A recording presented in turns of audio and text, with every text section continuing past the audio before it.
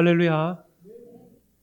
오늘도 말씀으로 승리하고자 주의 성전에 찾아오신 우리 사랑하는 우리 송밖의 모든 성도님들에게 주님의 크신 은혜와 사랑이 가득 넘치시기를 주님의 이름으로 축원드립니다.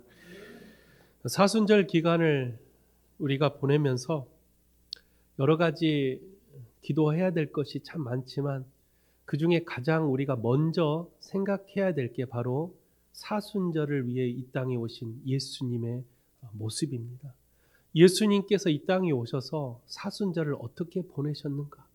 그 사순절을 통해 예수님께서 우리에게 보여주셨던 행적들을 더듬어 갈 때 그 예수님의 행적을 통해 우리 역시도 주님 가신 길을 함께 따라갈 수가 있다라는 것이죠. 특별히 사복음서 중에 오늘 우리 본문 읽었던 마가복음은 사복음서 중에 특별히 예수님의 행동 또 예수님의 능력을 가장 강조하고 있는 본문이 바로 마가복음이에요. 마태복음이 이 땅에 오시는 예수님을 메시아 왕 정치로서의 예수님을 묘사했다면 마가복음은 예수님을 순종과 희생과 종으로서 표현합니다. 마태복음은 유대인을 대상으로 썼다고 말한다면 이 마가복음은 이방인들을 위해 썼기 때문에 예수님은 조금 더 종으로서 더 낮고 낮은 모습을 마가복음에 가장 잘 표현하고 있다라는 것이죠. 그래서 우리가 이 사순절 기간 동안에 여러분들 여러 가지 말씀도 묵상하겠지만 특별히 마가복음을 한번 정독해 보십시오. 마가복음이 가장 사복음서 중에 짧습니다. 그래서 마가복음을 하루에 한 장씩 읽다 보면 예수님께서 정말로 우리를 위해서 이렇게 많은 희생을 하셨구나라는 것을 다시 한번 느낄 수가 있을 것입니다. 예수님의 그 행적을 통해서 이 사순절을 우리가 승리하고 특별히 이 땅에 오셔서 순종과 희생의 종으로서 우리에게 보여주셨던 예수님의 그 모습을 우리도 함께 따라 실천할 수 있는 우리 송파교회 모든 성도님들이 되시기를 주님의 이름으로 축원드립니다. 예수님께서 이 땅에 오셔서 가장 먼저 했던 것은 바로 우리를 위해서 몸소 하나님의 말씀을 보여주셨던 것입니다. 예수님의 5대 사역이 있어요. 예수님의 5대 사역이 뭐예요? 첫 번째가 초림, 이 땅에 오신 것이 우리를 향한 첫 번째 사랑. 두 번째는 뭡니까? 예수님의 십자가예요. 그 십자가의 사랑이 아니면 우리는 어디를 가더라도 예수님을 말할 수가 없어요. 예수님의 십자가가 예수님의 놀라우신 사랑의 표현이라면 여러분의 삶 가운데 십자가 붙드시고 승리하시기를 바랍니다. 그리고 세 번째 사역이 뭐예요? 바로 부활입니다. 부활이 없으면 우리 잠자던 자들의 첫 열매가 되시는 예수님이 없었으면 우리는 이 개신교 자체가 존재하지 않습니다.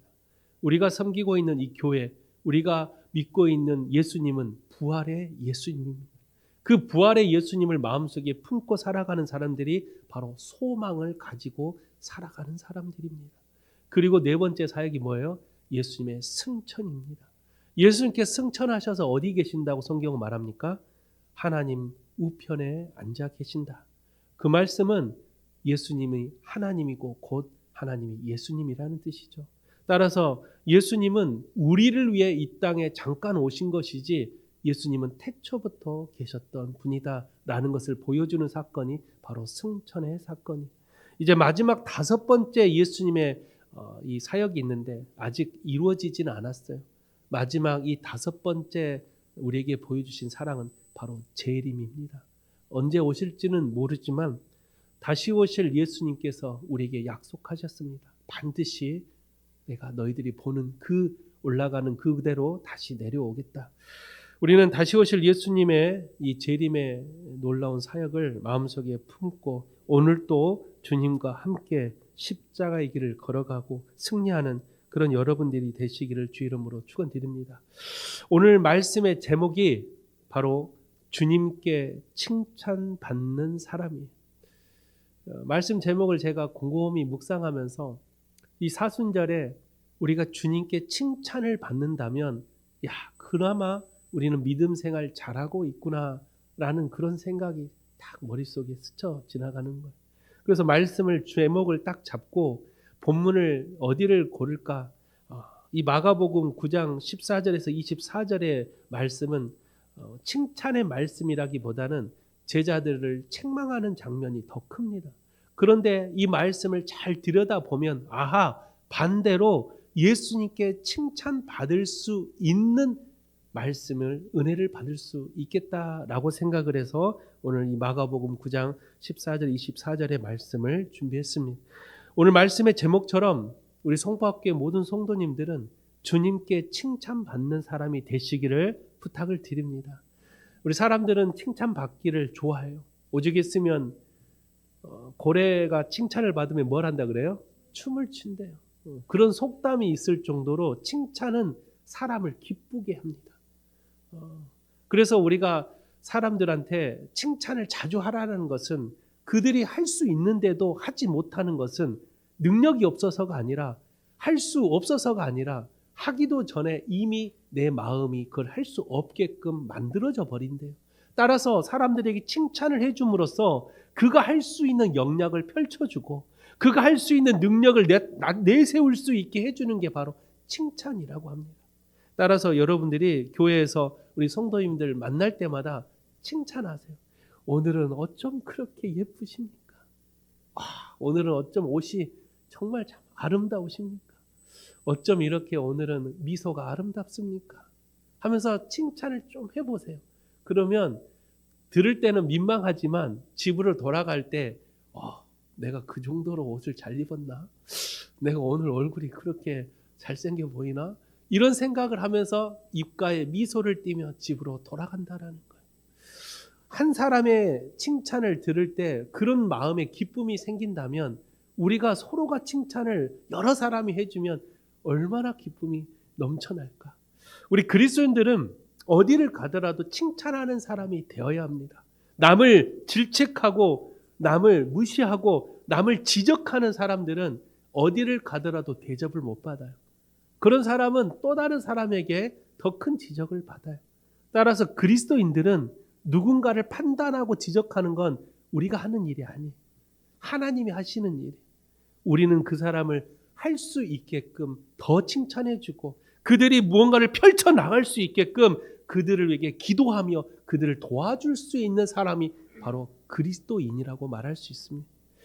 오늘 이 말씀을 통해 우리가 주님께 칭찬받는 사람들이 되어서 우리가 주님께 칭찬을 받으면 얼마나 기쁩니까? 그러면 우리도 칭찬을 받고 누군가에게 칭찬을 해줄 수 있는 그런 성숙한 믿음을 가진 우리 송파학교의 성도들이 되시기를 주님의 이름으로 축원드립니다. 오늘 본문의 말씀은 앞서 우리가 읽지는 않았지만 오늘 본문 앞의 이야기가 그 유명한 변화산 사건이에요. 예수님께서 변화산 사건에 올라가셔서 화려하게 몸에 광채가 빛나는 것을 제자들이 발견하게 되죠. 이 베드로와 요한이 데리고 올라가셨을 때 그때 이 제자들이 봤던 건 예수님만 본 게 아니에요. 누구를 봤다 그랬어요? 모세와 엘리야까지 봐요. 그만큼 이 변화산 사건은 제자들에게도 놀라운 어떤 성령을 경험하는 그런 축복의 장소였습니다. 그런데 그런 능력을 경험하고 나서 오늘 본문은 그 다음 사건의 이야기인데 와서 예수님이 제자들을 칭찬한 게 아니라 뭐 했어요? 오늘 본문에 보니까 계속 책망을 하셔요. 오늘 본문 예수님에 보면 믿음 없다라고 계속 책망을 합니다. 왜 예수님은 그렇게 책망을 했을까? 오늘 말씀을 잘 들어보시고 나는 그런 책망을 예수님께 듣지 않아야 되겠다 라고 여러분들이 믿음을 가지시고 책망 받지 않는 삶을 살면 여러분 늘 주님께 칭찬받고 사는 사람이 그것을 믿으시기를 주님으로 부탁을 드립니다. 우리가 예수님께 칭찬을 받으려면 딱 한 가지만 기억하면 돼요. 예수님께서 행하신 그대로 따라 행하면 됩니다. 너무 쉽죠?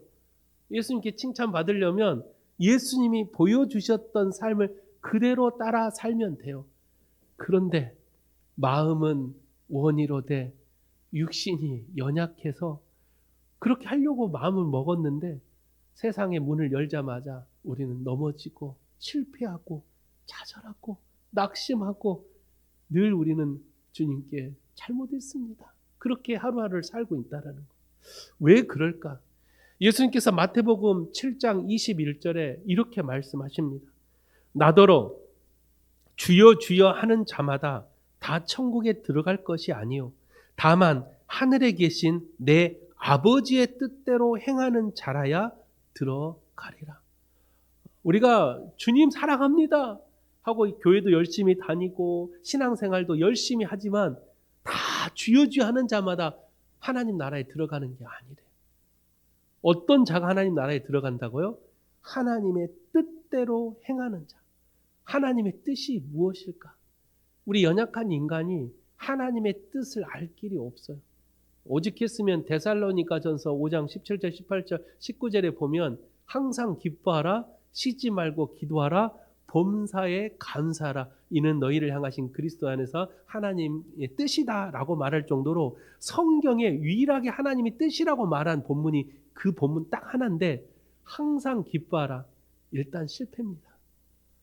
여러분 한 주간도 항상 기뻐했습니까? 아니면 혹시 짜증이라도 한 번 부렸습니까? 일단 실패했어요. 두 번째, 쉬지 말고 기도하래요. 여러분 한 주간 쉬지 말고 기도했습니까? 또 실패했네. 세 번째, 범사에 감사하래. 여러분 입술에 한 주간 불평이 한 번도 없었습니까? 또 실패했어요. 아니 하나님의 뜻대로 사는 사람들이 천국에 간다고 했는데 가는 사람이 있습니까? 하나님? 주님, 천국 들어갈 사람이 있어요? 물어보고 싶어. 그런데 우리가 정말로 하나님 말씀대로 살려고 노력하다가 넘어지고 실패하는 자들은 하나님이 그 마음을 깨트려 보신다라는 거예요. 내가 모든 것을 완벽하게 신앙생활을 할 수는 없어요. 그러나 우리가 하나님 말씀을 지키려고 내 마음을 먹고 주님께 나가다가 넘어지거나 실패하거나 말씀대로 살지 못했다 할지라도 주님은 그런 자를 들어 사용하신다라는 거예요. 성경에 하나님이 사용받았던 사람들이 완벽했던 사람 단 한 사람도 없었어요. 모세도 혈기가 많았고 베드로도 혈기가 많았고 다윗도 인간의 정욕 때문에 넘어진 적이 있고 수많은 성경에 하나님께 쓰임받았던 사람들 모두가 다 완벽한 사람은 없었다라는 그런 자들을 하나님은 들어 사용하여 하나님이 시대를 움직이는 귀한 사람으로 세워줬듯이 내 연약함을 하나님 앞에 인정하고 부족한 나지만 연약한 나지만 주님 나를 통해 역사해 달라고 주님께 나가겠노라고 다짐하고 결단하는 자를 하나님은 들어 사용하신다라는 것. 저는 그런 사람들이 하나님 나라에 들어가지 않을까.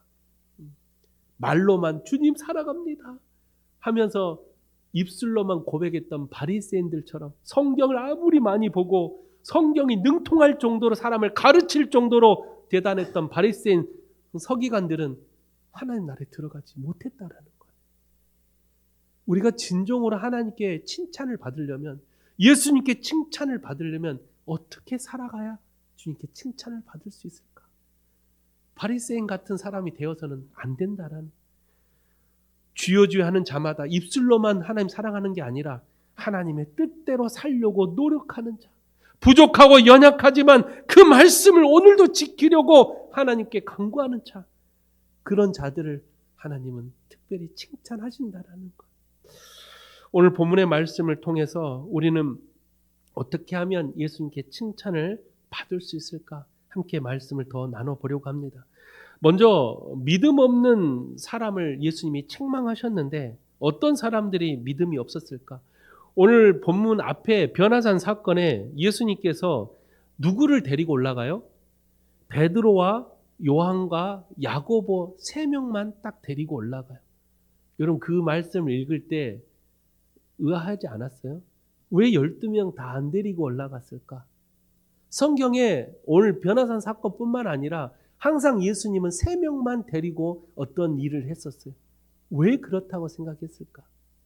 그건 예수님께서 3명만 부르신 게 아니었다라는 거예요. 예수님은 늘 뭐라고 해요? 나를 따라와라. 선택은 너희들이 하는 거예요. 제자를 부르실 때도 그들에게 찾아가서 나를 따라오라라고 예수님은 서서 말씀을 하세요. 끌고 가는 게 아니라 말씀을 하십니다. 나를 따라와라. 그때 자기의 모든 것을 내려놓고 예수님을 따라가는 사람들은 하나님께 칭찬받는 사람들. 그런데 12명의 제자 중에 예수님께서 겟셋만의 동산이든 변화산 사건이든 기도하러 자주 올라가셨다라고 성경은 말을 해요. 습관대로 올라갔다라는 것은 한두 번 가서가 아니라 예수님은 시간 날 때마다 기도하러 산에 올라갔다라는, 그걸 제자들이 몰랐을까요? 다 알고 있었어요. 근데 제자들은 그 예수님이 기도하는 장소에 베드로와 야고보, 요한만 갔다라는, 그 말은 뭐예요? 3명은 예수님을 따라 순종했고 나머지 9명은 귀찮아서, 아니 예수님이 곧 내려올 텐데 하고 밑에서 기다렸다라는 거. 근데 문제가 생기죠.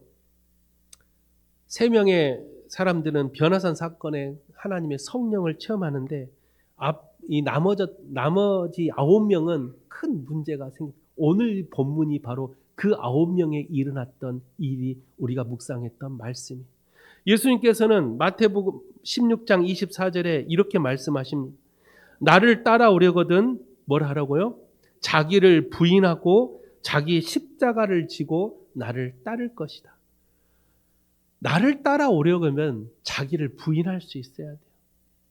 그런데 우리는 예수님을 따라가기 전에 내 스스로를 연약하다라고 인정하지 않아요. 내가 할 수 있다. 내가 누군데, 내가 세상에서 어느 정도의 사회적 지위와 이치가 있는데, 그런 마음을 가지고 신앙생활하고 있으면 우리는 이 9명과 같이 늘 넘어지고 또 넘어지는 거예요. 어떤 사건이 있었습니까? 오늘 이 9명이 예수님이 기도하러 올라간 사이에 밑에서 기다리고 있었어요. 그런데 이 9명에게 누가 찾아옵니까? 오늘 본문에 귀신 들린 아이의 아버지가 찾아와요. 그래서 이 9명의 제자들에게 이 귀신 들린 아버지는 예수님께서 여기저기 다니면서 귀신을 들린 사람들을 고쳐줬고 병든 자를 고쳐줬다는 것을 이 아이의 아버지는 알고 있었어요. 또 제자들도 예수님의 이름으로 귀신을 쫓아냈던 일들이 많았어요. 그런데 오늘 이 아이 아버지가 그래, 내 아이를 고칠 수 있는 사람들은 저 예수님과 제자들 뿐이다 하고 딱 왔는데 9명의 제자들만 딱 있었던 거예요. 이 9명의 제자들에게 내 아이 좀, 귀신 들린 아이 좀 고쳐달라라고 해요. 고쳤습니까? 못 고쳤습니까? 못 고쳤어요. 그리고 예수님이 기도를 마치고 내려와요. 그리고 그 자초지경을 다 듣고 나서 제자들을 향해 이렇게 책망합니다. 오늘 본문 19절의 말씀이 대답하여 이르시되 믿음이 없는 세대여 내가 얼마나 너희와 함께 있으며 얼마나 너희에게 참으리요. 얼마나 예수님이 답답했을까? 얼마나 예수님께서 이 제자들이 참 못났을까? 예수님이 제자들과 몇 년 사역했다 그랬어요? 3년을 사역해요.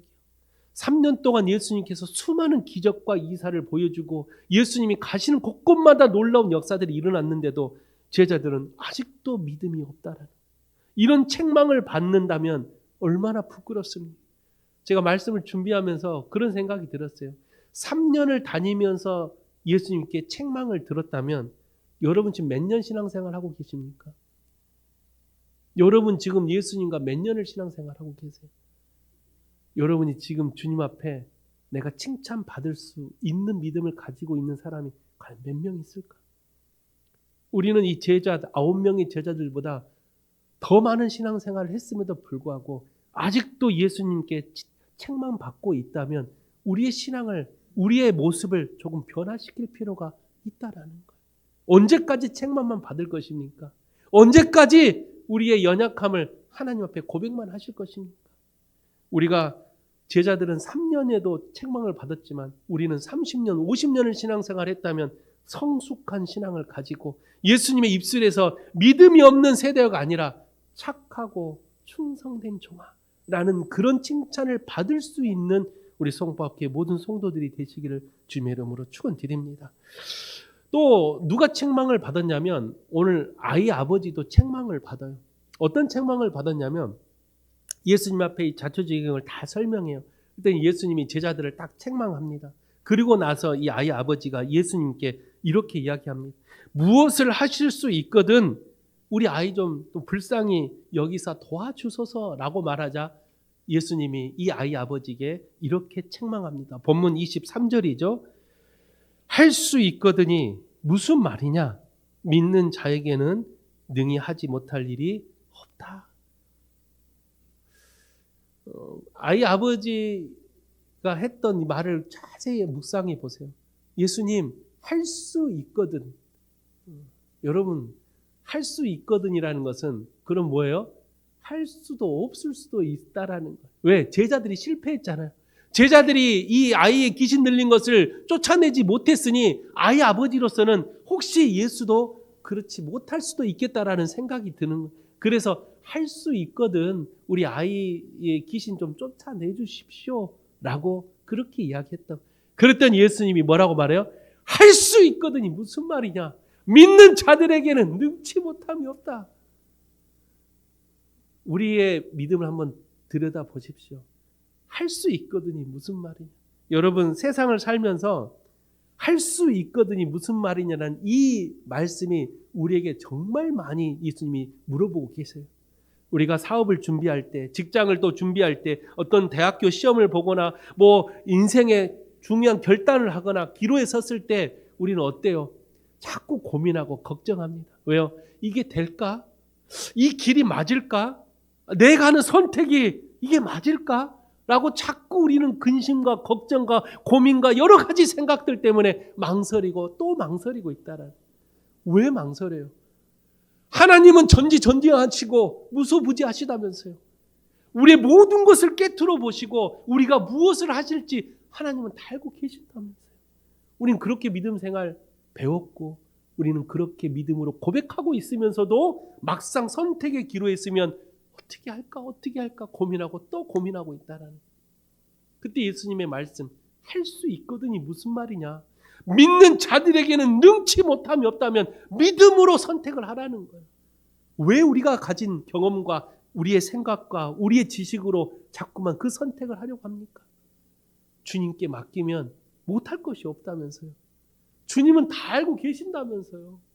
죽은 자도 살리시고 안진뱅이도 일으키시고 무리로 거리시는데 뭐가 걱정입니까?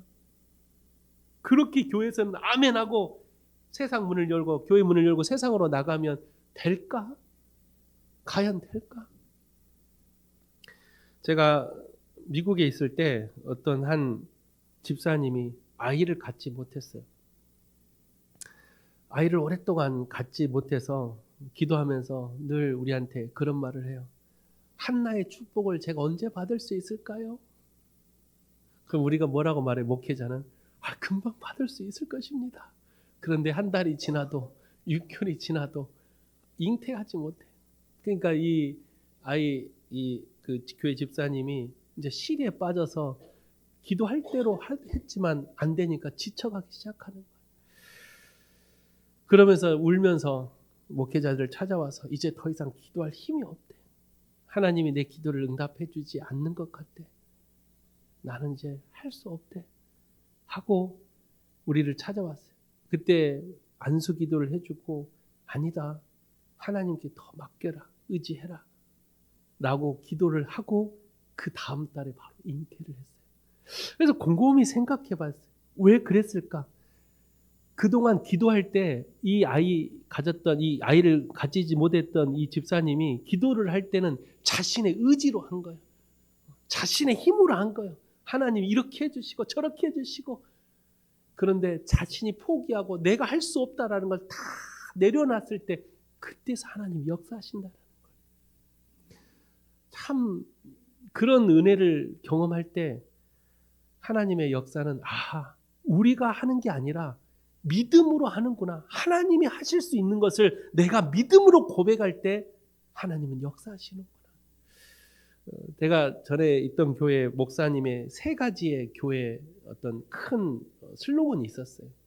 그 목사님 참 대단하셨어요. 저는 그 밑에서 부목사를 할 때 그 목사님 얼마나 대단했냐면 그때 우리 교회도 한번 와서 설교 한번 하셨죠. 전병근 목사님. 그 목사님이 3가지의 슬로건이 있어요. 교인들 다 있는 데서 11시 예배 때 1000명이 넘어가는 교인들 앉은 상태에서 우리 교회는 암 환자도 낫습니다. 우리 교회는 불임증도 고쳐집니다. 우리 교회는 사업이 망해도 하나님이 회복해 줍니다. 경제적 회복 이 3가지를 다 슬로건을 걸어요. 그래서 제가 그때 우리 부목사들이 따로 차 한잔하면서 목사님 어쩌려고 저런 말씀을 할까? 그러다가 안 되면 우리가 지금 9명의 제자들 같은 모습이야. 목사들이 부목사들이 모여서 9명의 제자들처럼 그러다 안 되면 그러다가 사업 더 안 되면 그러다가 아이 더 못 나면 암 걸린 환자가 와서 회복하지 못하고 죽으면 아직 일어나지도 않은 일들을 우리는 걱정하고 또 걱정하고 있는 거예요. 근데 전병훈 목사님은 당당하게 말하는 거예요. 우리 교회 암 환자 누구든지 찾아와도 다 고쳐집니다. 근데 또 그렇게 고쳐져.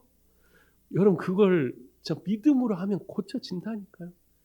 제가 그 교회 10년 있을 때 암 환자가 얼마나 많이 고쳐지고 아이를 갖지 못한 사람들이 다 아이를 낳는 그런 놀라운 역사들을 실제 부목사들이 보면서 야 이거 믿음대로 되는구나. 말하는 대로 되는구나. 선포하는 대로 되는구나. 근데 우리들은 어때요? 아 될까? 안 될 것 같은데 목사님 저러다가 안 되면 어쩌려고. 이 9명의 제자 같은 걱정과 근심을 하니 이 귀신 들린 이 아이 아버지의 이 귀신 들린 아이를 쫓아내지 못한 거예요. 그러니 예수님이 오셔가지고 이 믿음이 없는 세대요. 내가 얼마나 너희와 함께 있을까 하고 이 제자들을 책망했던 거예요. 우리는 어떻습니까? 여러분들도 그렇게 전능하신 하나님을 믿으면서도 될까? 이게 과연 진짜 될까? 그런 의심의 마음, 그런 내 안에 연약한 믿음을 가지고 있다면 우리는 주님께 칭찬받을 수가 없어요. 어떻게 하면 칭찬을 받을 수 있을까? 오늘 아이 아버지가 책망을 받았지만 마지막은 칭찬받고 끝나요. 이 아이 아버지가 왜 칭찬을 받았어요? 오늘 본문에 보니까 예수님께서 책망을 하죠. 할 수 있거든 무슨 말이냐 이놈아 하고 막 책망을 하니까 그때 이 아이 아버지가 아니 제자들도 못 고쳤는데 뭐 예수님 고칠 수 있을까 하고 불만을 가지고 투정을 부렸으면 이 아이 아버지는 그러고 인생 끝났을 거예요. 아이 귀신 들린 채로. 근데 이 아이가 귀신이 떠나갔던 이유가 뭐예요?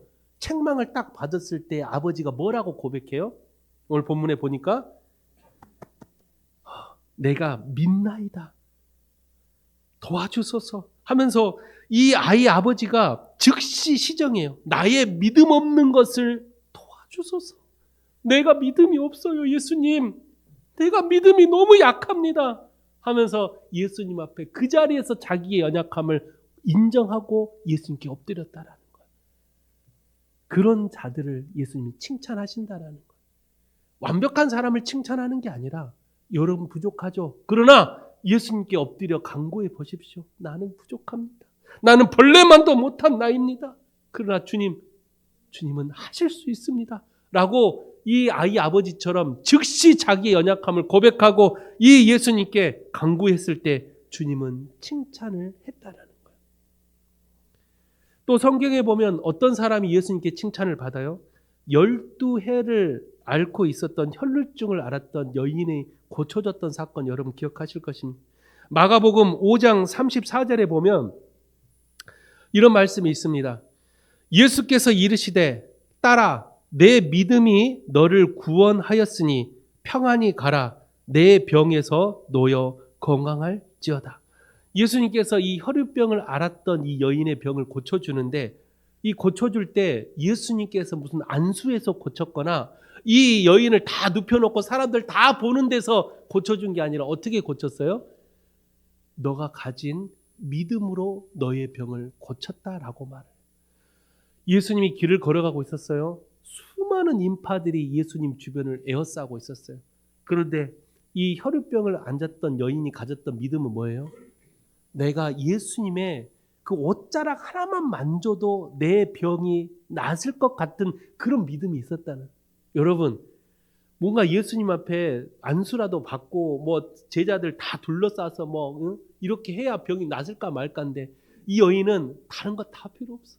예수님의 그 옷자락 하나만 내가 만져도 내 병이 나을 것 같다라는 그런 믿음. 이런 믿음을 예수님은 칭찬하는 거예요.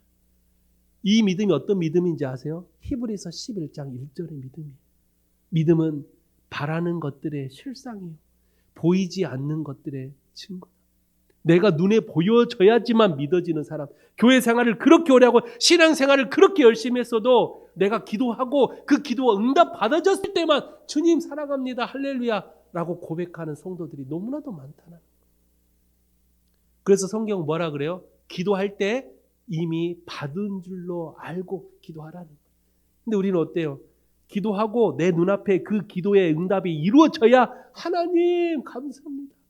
이게 대부분 우리 신앙생활을 하고 있는 성도들의 모습이에요.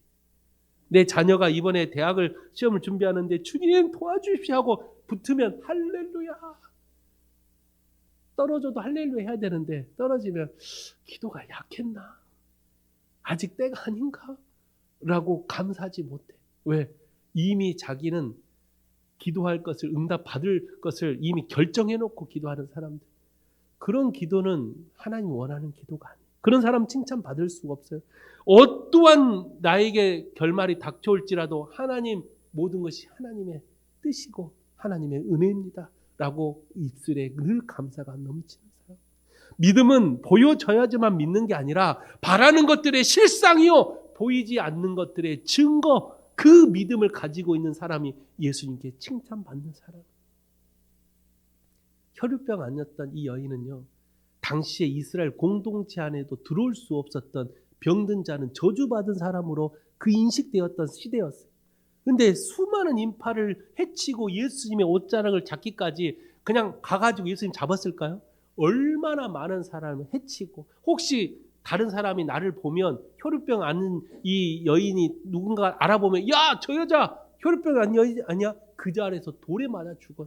그런데 이 여인은 어때요? 목숨 걸고 예수님께 나간 거야. 그 정도의 믿음은 있어야 칭찬받지. 그냥 내 병만 고쳐주세요라고 찾아간 게 아니라 내 목숨이 날아갈지라도 나는 예수님의 옷자락이라도 한번 맞춰야 되겠다. 죽으면 죽으리라 하는 그 믿음을 가지고 예수님께 나아가는 그 발걸음에 이미 예수님을 알고 계셨을 거예요. 그때 혈루병 여인이 예수님의 옷자락을 만져요.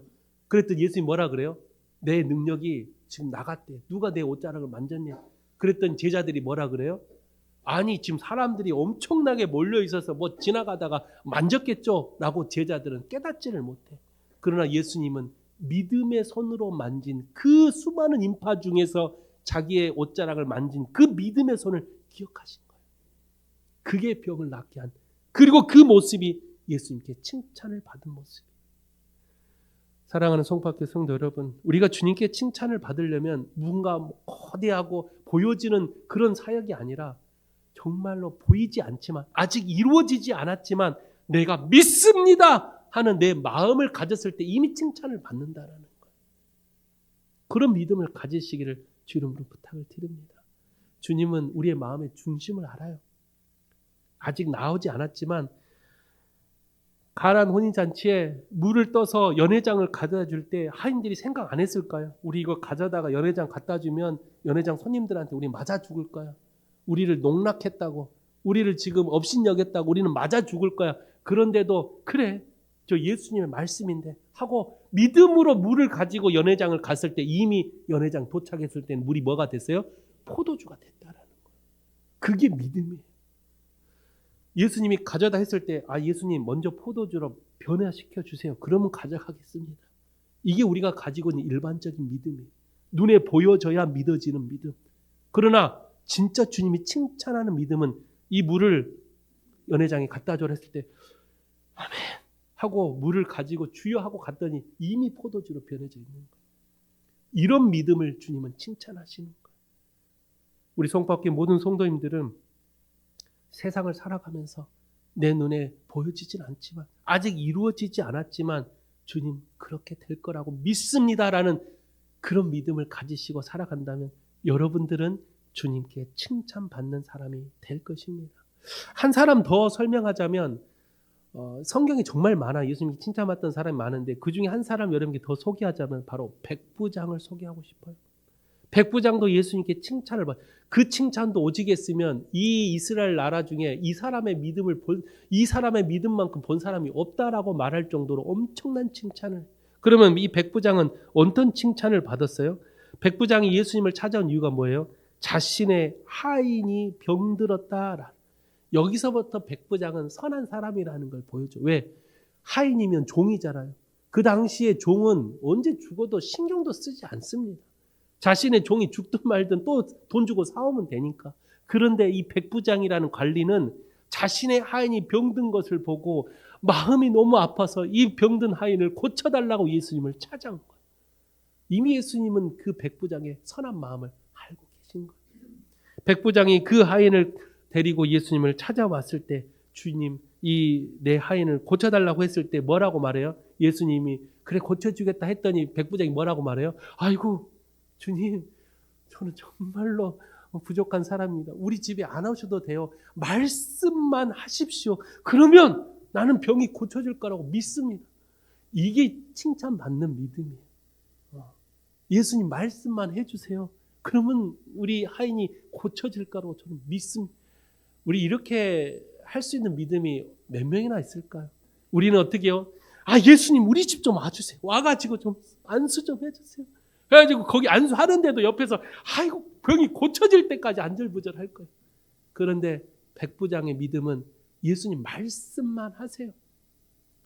그리고 어때요? 백부장이 집에 갔을 때 하인은 이미 고쳐져 있었다. 그런 믿음을 주님은 칭찬하신다. 또 우리 송파교회 성도님들이 저는 그런 믿음을 가지시고 하나님께 칭찬받는 사람이 되시기를 부탁을 드립니다. 그래서 예수님께서 이 백부장을 칭찬했던 마태복음 8장 10절 한 번 더 보면 이렇게 칭찬하죠. 예수께서 들으시고 놀랍게 여겨 따르는 자들에게 이르시되 내가 진실로 너희에게 이르노니 이스라엘 중 아무에게서도 이만한 믿음을 보지 못하였다. 얼마나 큰 칭찬을 받아요. 저도 말씀 준비하면서 야 이런 칭찬 받는다면 얼마나 내가 기쁠까. 이런 칭찬을 받는다라는 건 그만큼의 선한 믿음을 가지고 있다라는 거 아닙니까? 여러분들도 그런 믿음을 가지시기를 주 이름으로 부탁을 드립니다. 주님 사랑하십니까? 하나님을 사랑한다면 하나님이 기뻐하시는 믿음을 가져야 돼요. 선한 믿음, 하나님 마음에 합당한 믿음을 가져야 돼요. 그래서 히브리서 기자는 이렇게 고백합니다. 히브리서 11장 6절의 말씀에 믿음이 없이는 하나님을 기쁘시게 하지 못하나니 하나님께 나아가는 자는 반드시 그가 계신 것과 또한 그가 자기를 찾는 자들에게 상 주시는 이심을 믿어야 할지니라. 할렐루야. 하나님께서는 우리의 믿음을 보시고 칭찬을 해주시는, 내가 무언가를 하였다가 아니라 내 마음의 중심에 하나님 마음에 합당한 믿음이 있는지, 그 선한 믿음이 나의 행함으로 나타나야 진정한 칭찬을 받는 거예요. 바리새인들처럼 마음의 양심은 없는데 겉으로는 성경 가르치고 말씀 강론하고 하루에 3번씩 기도하고 누가 옆에서 보면 야 저 바리새인 야 참 신앙생활 열심히 한다. 야 저 바리새인 저 정도 믿음 좀 나도 따라갔으면 좋겠다 라고 말하지만 예수님은 바리새인들을 책망해요. 독사의 자식들. 우리는 잘 생각해 봐야 돼. 눈에 보여지는 믿음이 아니라 내 마음의 선한 믿음, 하나님 마음에 합당한 믿음, 하나님이 기뻐하시는 그 믿음을 가져야 우리는 칭찬을 받을 수 있다는 거예요. 말씀을 마칩니다. 믿음이 없으면 하나님을 기쁘시게 하지 못한다고 했습니다. 믿음은 성도의 자본이라고 말을 해요. 세상의 부자는 물질과 권력을 가지면 부자라고 말을 해요. 그러나 그리스도인들, 하나님의 백성들에게 가장 큰 부자는 믿음을 가진 자가 부자입니다. 가장 큰 부자는 믿음을 가장 크게 가진 자예요. 그 믿음의 부자가 되시기를 주 이름으로 부탁을 드립니다. 어설프게 신앙하는 생활은 눈에 보여지는 건 열심히 하는 것 같아도 그 마음속에 하나님 합당한 믿음이 없다면 겉으로는 얼마든지 할 수 있어요. 바리새인 같은 사람들이 교회 안에 정말 많습니다. 얼마든지 신앙생활 하는 척 할 수 있어요. 그러나 하나님은 그런 자들을 칭찬하지 않습니다. 진정한 하나님께 칭찬받는 사람들은 사도 바울 같은 사람에 대해, 사도 바울이 뭐라고 고백하냐면 내가 믿음으로 환난 중에도 기뻐하고 내가 믿음으로 감사할 수 없는 중에도 감사하고 내가 믿음으로 슬픔을 당해도 기뻐하고 내가 믿음으로 감금을 당하여도 기뻐하는 것을 그리스도께서 나와 함께 하시기 때문이다. 이 정도의 하나님이 기뻐하실 만한 믿음을 가지고 있어요. 내가 삶이 고단하십니까? 여러분 경제적으로 어렵습니까? 하는 일이 잘 풀리지 않습니까? 자녀가 부모의 마음처럼 잘 자라나지 못합니까? 여러 가지 우리는 주변에 불평과 불만의 일들이 수십 개가 찾아와요. 그럼에도 우리는 하나님 앞에 감사의 기도를 올릴 수 있는 믿음을 가지셔야 돼요. 하나님은 그 믿음을 보시고 우리에게 놀라운 상 주심을 여러분 믿으시는 사람이 되시기를 주님의 이름으로 축원드립니다. 기도하겠습니다. 거룩하신 하나님 아버지, 오늘 우리는 주님께 칭찬받는 사람이 되겠노라고 다시 한번 결단하고 다짐합니다. 우리 사랑하는 송파교회 모든 성도들이 주님께 칭찬을 받아 이 세상을 살아가는 데 있어서 수많은 사람들에게 선한 영향을 미치며 주님의 사랑을 전하며 살아갈 수 있는 참된 그리스도인들이 되게 하여 주시옵소서.